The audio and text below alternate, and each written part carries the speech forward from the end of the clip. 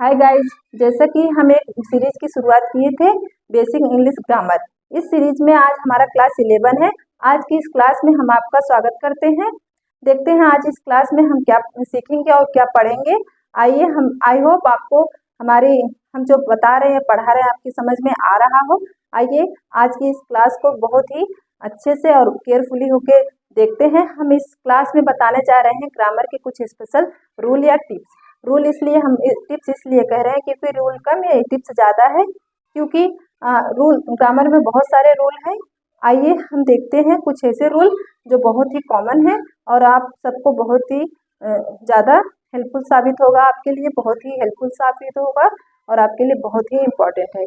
इसके पहले हम कवर कर चुके थे बहुत सारी क्लासेस में कुछ basic and important word. I hope आप सब सारे एक एक करके वीडियो देख रहे हो और आपकी समझ में आ रहा हो और आपको सब वर्ड याद हो गए हो। तो बिना टाइम वेस्ट किए आज की इस क्लास की शुरुआत करते हैं। आइए देखते हैं। हमारा पहला रूल कह रहा है रूल वन यह कह रहा है I name start with capital letter, फिर वो सेंटेंस में कहीं पर भी आया हो। रूल वन कह रहा है कि अगर किसी का नाम सेंटेंस में कहीं पर भी आया हो, लेकिन अगर किसी का नाम है तो उसका वह लेटर कैपिटल लेटर से ही स्टार्ट होगा, वह नाम कैपिटल लेटर से ही स्टार्ट होगा। आइए एग्जांपल से देखते हैं। रोहन इज हियर, रोहन यहाँ है। यहाँ पर देखिए रोहन, आई होप आपको दिख रहा हो, रोहन इज हियर, रोहन यहाँ है। यहाँ पर देखिए रोहन कैपिटल लेटर से स्टार्ट हुआ और ये सेंटेंस में पहले आया है। ठीक है, आइए देखते हैं। इज रोहन देयर, क्या रोहन वहां पर है? क्या रोहन वहां है? पर नहीं होगा। क्या रोहन वहां है? यहाँ देखिए बीच में रोहन आया तो भी कैपिटल लेटर से स्टार्ट हुआ। आगे देखिए इज दैट राम, क्या वह राम है? क्या वह राम है? देखिए यहाँ पर राम लास्ट में आया, फिर भी यहाँ पर कैपिटल लेटर से है। तो आप ये जान गए होंगे कि अगर किसी का नाम स्टार्ट करना, नाम लिखे हुए सेंटेंस में कहीं पर भी आया हो तो कैपिटल लेटर से स्टार्ट होगा। जैसे आप किसी कंट्री का नाम लिखते हैं तो भी आप कैपिटल लेटर से ही लिखेंगे, क्योंकि यूनिवर्सल ट्रूथ मतलब जो हमेशा एक रहे उसके लिए भी हम कैपिटल लेटर का यूज करते हैं और उससे पहले द का यूज करते हैं। इसके लिए हम आगे पढ़ेंगे आगे के रूल में। आइए देखते हैं दूसरा रूल हमारा क्या कहता है। आई का मतलब होता है मैं, आई की मीनिंग होती है मैं यह सेंटेंस, आई का मतलब होता है मैं, यह सेंटेंस में कहीं भी आए हमेशा कैपिटल लेटर में लिखा जाएगा। आई मल्ली आई का मतलब जब मैं होगा, जहाँ पर उसकी मीनिंग मैं में आएगी वहां पर वो हमेशा कैपिटल होगा, चाहे वो सेंटेंस में कहीं पर भी आया हो। ऐसा नहीं अगर किसी वर्ड में आप आई लिख रहे हो तो कैपिटल में लिखेंगे, ऐसा नहीं। आई का मतलब मैं होता है, उसकी मीनिंग मैं होती है, वो सेंटेंस में कहीं पर भी आया हो वह हमेशा कैपिटल लेटर में ही होगा। आइए एग्जाम्पल से देखते हैं। आई डू नॉट नो, मैं आई डोंट नो, मैं नहीं जानता, मैं नहीं जानता। यहाँ पर देखिए सेंटेंस में पहले आया है फिर भी कैपिटल से है। ठीक है, वैसे पहले आएगा तो कैपिटल से ही स्टार्ट होता है, लेकिन आइए देखते हैं बीच में why I am doing this, why I am doing this, तो ये मैं यह क्या कर रहा हूँ, यह कर रही हूँ, मैं यह क्या कर रही हूँ। तो यहाँ पर देखिए बीच में आया है तो भी कैपिटल लेटर से आया। You and I will go, आप और मैं चलेंगे, यहाँ पर इसकी मीनिंग होगी आप और मैं चलेंगे। यहाँ पर भी देखिए आई कैपिटल से है, यहाँ पर भी आई कैपिटल से है और यहाँ पर भी आई कैपिटल से है। यहाँ देखिए बीच पहले आया, यहाँ पर बीच में आया और यहाँ पर भी बीच में आया। तो आप जान गए आई या किसी का नाम सेंटेंस में कहीं पर भी आए वो कैपिटल लेटर से ही होगा। अगर आप कैपिटल लेटर से नहीं लिखेंगे तो गलत माना जाएगा। आइए देखते हैं अगला रूल। अगला रूल हमारा है 3, किसी भी सेंटेंस की शुरुआत कैपिटल लेटर से होती है और अंत फुल स्टॉप। देखिए किसी भी सेंटेंस की शुरुआत कैपिटल लेटर से होती है, ये तो रूल है ही, लेकिन वो अंत, जब उसका अंत 3 तरीके से होता है। पहला फुल स्टॉप, दूसरा क्वेश्चन मार्क, तीसरा एक्सक्लेमेशन मार्क। ठीक है, आगे देखते हैं। यहाँ देखिए फुल स्टॉप, क्वेश्चन मार्क और एक्सक्लेमेशन मार्क 3 तरीके से होता है। फुल स्टॉप हम ऐसे लिखते हैं, ऐसे मार्क लगाते हैं, क्वेश्चन मार्क ऐसे लगाते हैं और एक्सक्लेमेशन मार्क ऐसे लगाया जाता है। ठीक है, एग्जाम्पल से देखते हैं। आई टीच इंग्लिश, मैं इंग्लिश पढ़ाती हूँ। आई टीच इंग्लिश, यहाँ पर देखिए सेंटेंस फुल स्टॉप लग गया, तो यहाँ पर कैपिटल लेटर से स्टार्ट हुआ, फुल स्टॉप पर अंत हो गया। आगे देखते हैं। डू यू लर्न इंग्लिश, क्या तुम इंग्लिश सीखते हो? यहाँ पर देखिए क्वेश्चन पूछा, इसलिए क्वेश्चन मार्क से ए क्वेश्चन मार्क से ये सेंटेंस खत्म हो गया और यहाँ पर कैपिटल लेटर से स्टार्ट हुआ है। देखिए, व्हाट अ ग्रेट आइडिया, क्या विचार है। जैसे एक्सक्लेमेशन मार्क कहाँ लगाते हैं, जब कोई हर्ष, घृणा, सुख, प्रसन्नता ये सब व्यक्त करना हो तो उसके लिए हम एक्सक्लेमेशन मार्क लगाते हैं। देखिए, व्हाट अ ग्रेट आइडिया, यहाँ पर आश्चर्य की बात की जा रही है, इसलिए एक्सक्लेमेशन मार्क से यह खत्म हुआ। क्या क्या विचार है, कहते हैं वाह क्या विचार है। ठीक है, आगे देखते हैं रूल नंबर 4 क्या कह रहा है। रूल नंबर 4 में तीन रूल है, हम एक एक करके बहुत केयरफुली देखेंगे। ये आपके सेंटेंस बनाने में, सेंटेंस के जो स्ट्रक्चर है, जो हम टेंस पढ़ेंगे उसमें बहुत ही काम आने वाले हैं। देखिए, पहला है हमारा रूल नंबर 4 का पहला है the structure of basic positive sentence in English. देखिए, बेसिक स्ट्रक्चर जो पॉजिटिव सेंटेंस होते हैं, पॉजिटिव टेंस होते हैं, सेंटेंस होते हैं, उसमें उसका जो बेसिक स्ट्रक्चर है क्या क्या होता है। Subject verb plus verb plus object. जैसे अगर हम कोई पॉजिटिव सेंटेंस बनाएंगे तो उसमें 3 चीज की जरूरत हमें होगी, subject plus verb plus object. ठीक है, सब्जेक्ट कर्ता को कहते हैं, वर्ब क्रिया को, ऑब्जेक्ट कहते हैं जो कर्म जो क्रिया की जाए उसको हम वर्ब कहते हैं, कर्ता के द्वारा जो क्रिया की जाए उसको हम ऑब्जेक्ट कहते हैं। ठीक है, देखते हैं एग्जाम्पल से। यू लर्न इंग्लिश, तुम इंग्लिश सीख रहे हो। देखिए, यू लर्न इंग्लिश, तो यहाँ पर आप देख सकते हैं ये पॉजिटिव सेंटेंस है, इसमें 3 चीजें हैं। बेसिक स्ट्रक्चर क्या है, ये पहला सब्जेक्ट है, ये वर्ब है और ये ऑब्जेक्ट है। ठीक है, आप एक एक करके केयरफुली होके देखेंगे तो आपको सारे रूल समझ में आ जाएंगे। आई लाइक मैंगो, मुझे मैंगो पसंद है। देखिए, यहाँ पर सब्जेक्ट हुआ, ए वर्ब हुआ, ए ऑब्जेक्ट हुआ।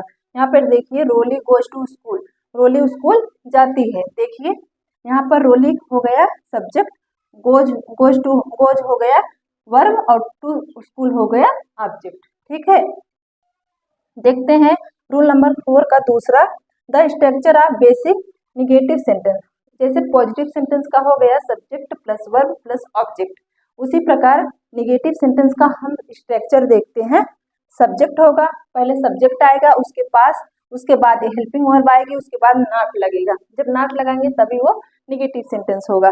देखिए, नॉट लगेगा, फिर मेन वर्ब जो होगी वो लगेगा, तब उसके बाद ऑब्जेक्ट लगेगा। आइए एग्जाम्पल से देखते हैं। Do you not learn English, क्या तुम इंग्लिश नहीं सीख रहे हो। तो सबसे पहले देखिए, यू सब्जेक्ट हुआ, यहाँ पर डू हेल्पिंग वर्ब हुआ, यहाँ पर नॉट आया, फिर उसके बाद यहाँ पर मेन वर्ब हुआ, लर्न मतलब सीखना, यहाँ पर ऑब्जेक्ट इंग्लिश हो गया। तो इस प्रकार हम जो स्ट्रक्चर बनाए थे वो यहाँ पर फॉलो हुआ। आगे देखते हैं, Roli does not go to school, क्या रोली स्कूल नहीं जा रही है। ठीक है, रोली स्कूल नहीं जाएगी यहाँ पर होगा। देखिए, रोली सब्जेक्ट हुआ, डज हुआ जो हमारा हेल्पिंग वर्ब हुआ, नॉट हुआ जो निगेटिव सेंटेंस बनाएंगे तो नॉट लगेगा। गो टू स्कूल, यहाँ पर गो मेन वर्ब हुआ और टू स्कूल हमारा ऑब्जेक्ट हो गया। इस प्रकार हम देखें कि हम पॉजिटिव सेंटेंस के लिए क्या स्ट्रक्चर था, निगेटिव सेंटेंस के लिए क्या स्ट्रक्चर है। आगे देखते हैं, तीसरा रूल है हमारा the structure of A basic interrogative sentence. जब इंटरोगेटिव सेंटेंस बनाएंगे तो उसका स्ट्रक्चर हम देखते हैं क्या होगा। आपको थोड़ा सा बस ध्यान देना है, आगे जब टेंस पढ़ेंगे तो हम डिटेल से सब आपको बताएंगे, लेकिन यहाँ अगर आप इतना जान जाएंगे तो आपको टेंस पढ़ने में ज़्यादा प्रॉब्लम नहीं होगी, आपको सेंटेंसेस बनाने में प्रॉब्लम नहीं होगी। देखिए, इंटरोगेटिव सेंटेंस का जो स्ट्रक्चर है, पहला क्वेश्चन वर्ड, सबसे पहले जो क्वेश्चन वर्ड हमारा होता है सबसे पहले वो आएगा, उसके बाद हेल्पिंग वर्ब आएगी, फिर सब्जेक्ट आएगा, फिर मेन वर्ब आएगी, फिर ऑब्जेक्ट आएगा। इस प्रकार हमारा ये स्ट्रक्चर इंटरोगेटिव सेंटेंस का तैयार हो गया। इंटरोगेटिव मतलब होता है प्रश्नवाचक, जिसमें हम प्रश्न पूछते हैं।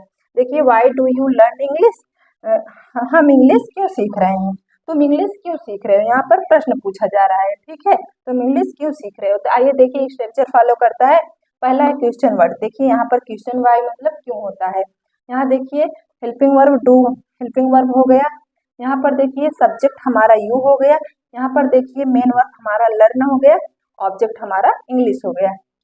इस प्रकार आज हमने क्या सीखा, बहुत ही इंपॉर्टेंट और बहुत ही इंटरेस्टिंग रूल्स सीखे। आई होप आपके समझ में आ गया हो। आप ले लीजिए एक स्क्रीनशॉट, तब तक हम लेकर आते हैं आपके लिए कुछ और इम्पोर्टेंट रूल।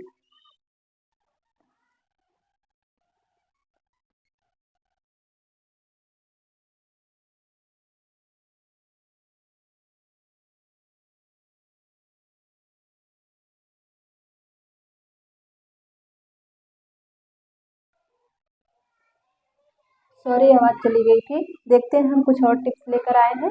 आइए देखते हैं रूल नंबर हमारा 5 क्या कहता है। रूल नंबर 5 हमारा कह रहा है हर सेंटेंस में एक सब्जेक्ट और एक वर्ब होना जरूरी है। जैसे अगर आप एक सेंटेंस बना रहे हैं, उसमें एक सब्जेक्ट और एक वर्ब होना बहुत ही जरूरी है। ऑब्जेक्ट ऑप्शनल हो सकता है। ऑब्जेक्ट अगर नहीं रहेगा फिर भी सेंटेंस कंप्लीट हो जाएगा, लेकिन अगर वर्ब और अब सब्जेक्ट नहीं रहेगा तो सेंटेंस कंप्लीट नहीं होगा। आइए देखते हैं एग्जाम्पल से। Ram learn English, Ram English सीखता है। यहाँ पर देखिए, यहाँ पर ये देखिए आपका ऑब्जेक्ट है, ये सब्जेक्ट है, ये वर्ब है, ये ऑब्जेक्ट है। अगर आप इसको हटा दिए, इंग्लिश को हटा दिए, तो भी आप अगर कहेंगे राम लर्न, राम लर्न मतलब राम सीखता है, तो भी आपका ये सेंटेंस कंप्लीट हुआ। देखिए जैसे राम गोes, राम जाता है, राम जाता है, यहाँ पर भी देखिए ऑब्जेक्ट नहीं है, फिर भी ये सेंटेंस कंप्लीट हुआ।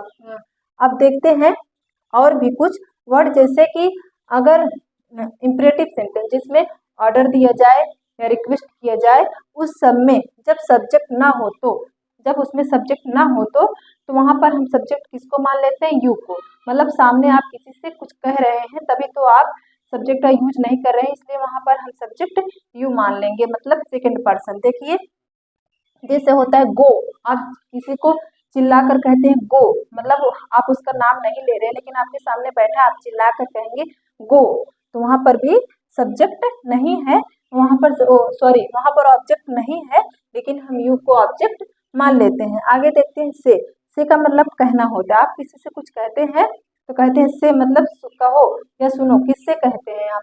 यू, मतलब कोई सामने है, उसको आप उसका नाम नहीं ले रहे हैं, तो वहाँ पर ऑब्जेक्ट नहीं है, फिर भी हम ऑब्जेक्ट किसको मानेंगे? यू। इस प्रकार हम देखें कि जो सेंटेंस हम बनाते हैं उसमें एक सब्जेक्ट और एक वर्ब होना बहुत ही जरूरी है।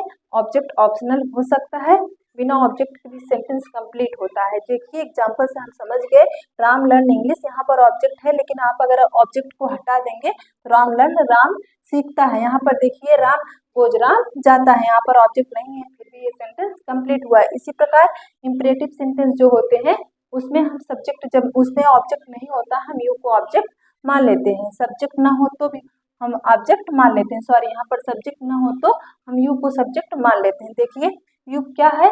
यू हमारा वर्ब है, इसमें सब्जेक्ट नहीं है, फिर भी हम इसको सब्जेक्ट क्या मान रहे हैं? यू। मतलब कहते हैं गो, जाओ, तो किसको कह रहे हैं? यू। तो आप ये भी कह सकते हैं यू गो, ठीक है। अगर जिसमें सब्जेक्ट ना हो, जिसमें मतलब इम्परेटिव सेंटेंस में सब्जेक्ट ना हो, वहां पर हम यू को सब्जेक्ट मान लेते हैं। आगे देखते हैं रूल नंबर 6। रूल नंबर 6 हमारा कहता है the subject and verb must agree in number. मतलब कि सिंगुलर सब्जेक्ट के अनुसार और सब्जेक्ट के अनुसार हम वर्ब का यूज करते हैं। देखिए अगर सिंगुलर सब्जेक्ट है तो वर्ब भी सिंगुलर होगी, अगर प्लूरल सब्जेक्ट है तो वर्ब भी प्लूरल होगी, ठीक है। देखिए आप सेंटेंस से बेहतर समझ में आएगा आपको। Roli work in a company, Roli company में काम करती है, ठीक है। रोली वर्क्स इन अ कंपनी, यहाँ पर देखिए सब्जेक्ट आपका सिंगुलर है, इसलिए वर्ब भी सिंगुलर आए। अब यहाँ देखिए आप सोच रहे होंगे जब हम प्लूरल बनाते हैं तो उसमें यस अगर लगा देंगे तो वह बहुवचन बन जाएगा, लेकिन ये कब फॉलो होगा? वर्ब में जब हम वर्ब में जब हम यस लगाएंगे तो वो सिंगुलर बन जाएगा। अगर किसी कर्ता में या किसी चीज में, वस्तुएं में अगर हम यस लगा दिए तो वहां पर वो बहुवचन बन जाएगा। देखिए Roli works in a company, Roli work company में काम करती है, यहाँ पर ये जो वर्ब है सिंगुलर है, बिकॉज अगर वर्ब में यस जुड़ेगा तो वो सिंगुलर होगा, अगर किसी चीज में यस जुड़ेगा तो वह प्लूरल होगा, ठीक है। आगे देखिए Roli and Nitin work in a company, यहाँ पर देखिए दो लोग हो गए, तो यहाँ पर यस नहीं जोड़ा गया क्योंकि ये बहुवचन हो गया। देखिए Roli and Nitin work in a company, Roli and और नितिन कंपनी में काम करते हैं, दो लोग हो गए, यहाँ पर बहुवचन हो गया, तो उसी प्रकार वर्ब भी हमारे लग गई। आगे देखते हैं दे आर फ्रेंड्स, वे फ्रेंड्स हैं, यहाँ पर भी देखिए बहुवचन है, उसी के अनुसार ये वर्ब आया है। यहाँ पर देखिए सब्जेक्ट बहुवचन है, इसी प्रकार वर्ब भी बहुवचन में आया है। आइए देखते हैं 7वां रूल हमारा क्या कहता है। जब दो सिंगुलर सब्जेक्ट और से जुड़े हों तो उनके साथ सिंगुलर वर्ब आएगी। जैसे अगर कोई दो सब्जेक्ट और करके जुड़े हों, जैसे नाइदर नॉर, आइदर नॉर या नाइदर नॉर करके, जैसे नॉर करके जुड़े हैं या एंड से जो जुड़े हैं तो उनके साथ भी क्या आएगी, सिंगुलर वर्ब आएगी। देखिए देखते हैं, रोली एंड खुशी लिव्स इन लखनऊ। यहाँ पर देखिए लिव्स हम आपको बताएं, जब अगर वर्ब में यस जुड़े तो वहाँ पर वो सिंगुलर होता है। देखिए रोली और खुशी लखनऊ में रहती हैं। देखिए यहाँ पर और से जुड़ा है, यहाँ पर एंड नहीं और लिखेंगे, और से जुड़ा है तो ये क्या हो गया हमारा वर्ब क्या आए, सिंगुलर आए। आगे देखिए ऐसे ही नाइदर नॉर या आइदर नॉर के साथ भी सिंगुलर वर्ब आएगी। देखिए आइदर रोली और खुशी लिव्स इन लखनऊ, यहाँ पर देखिए आइदर रोली और खुशी लिव्स इन लखनऊ, यहाँ पर देखिए सिंगुलर आया। नाइदर रोली नॉर खुशी लिव्स इन लखनऊ, यहाँ पर भी देखिए वर्ब सिंगुलर आई। इस प्रकार हम कुछ जो आपको रूल्स बताएं, आई होप आपके समझ में आ गया हो। ये बहुत ही इम्पोर्टेंट रूल है, एक एक करके हम आपको एग्जाम्पल की मदद से समझाने की कोशिश किए हैं। आई होप आपके समझ में आया हो। आपके समझ में जो ना आया हो या जो मुझसे मिस्टेक हो गया हो, आप कमेंट में लिखकर जरूर बताइएगा। आपका कमेंट हमारे लिए प्रेरणा का काम करता है। आज की क्लास यहीं तक, हम मिलते हैं आपको कल की क्लास में। तब तक के लिए धन्यवाद।